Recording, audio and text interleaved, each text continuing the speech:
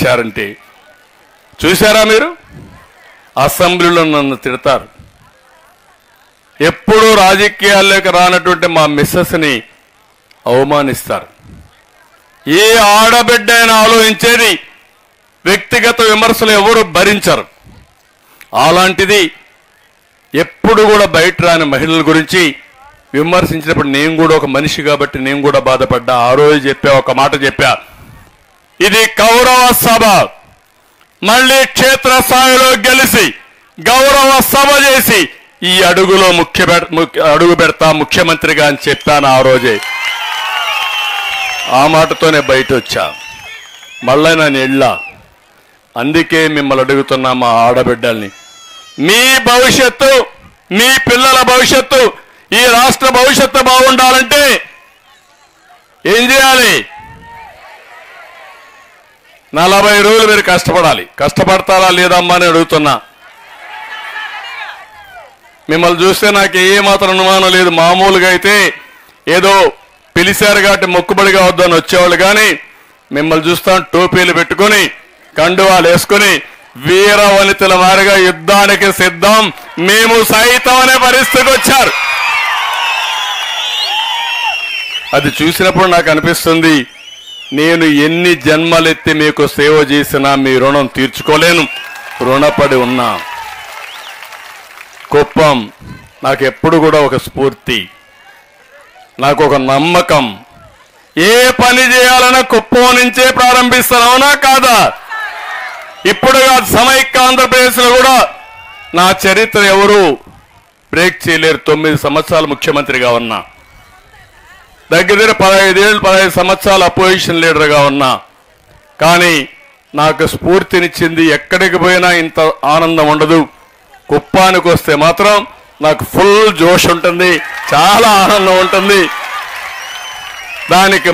దానికి ఉదాహరణ ఏంటంటే మీ మంచి మనసులు, రెండోది నా మీద ఉండే అభిమానం, నిస్వార్థంగా ఆలోచించే మనస్తత్వం.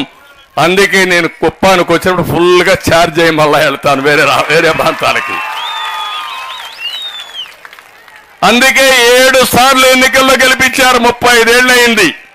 మళ్ళా రెన్యూవల్కి వచ్చాయి. ఇప్పుడు మళ్ళా గెలిపించమని కోరుకోవడానికి, ఆ గెలిపించే ముందు మీ ఆశీస్సులు తీసుకోవడానికి, ఇక్కడి నుంచి బయట పోవడానికి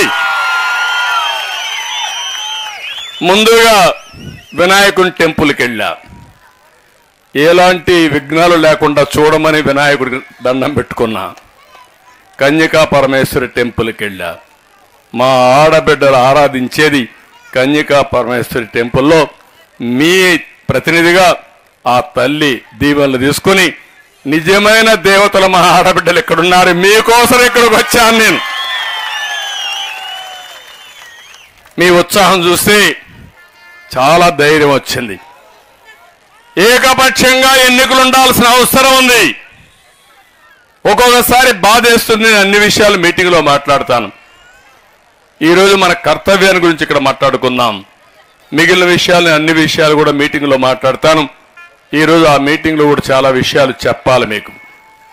నేను ఒకటే ఆడబిడ్డలందరినీ కోరేది, మీకు అండగా నేను ఉంటా. 2 కోట్ల మంది ఆడబిడ్డలకు హామీ ఇస్తున్నా, మన నియోజకవర్గంలో ఆడబిడ్డలకు హామీ ఇస్తున్నా. మీ ద్వారా మీ కుటుంబాన్ని బాగు చేసే పరిస్థితి, అంతేకాదు ఇప్పుడుండే ఆదాయాన్ని 3 రెట్లు పెంచాలంటే ఏం చేయాలో చేసి నేను చూపిస్తానని మీ అందరికీ హామీ ఇస్తున్నా.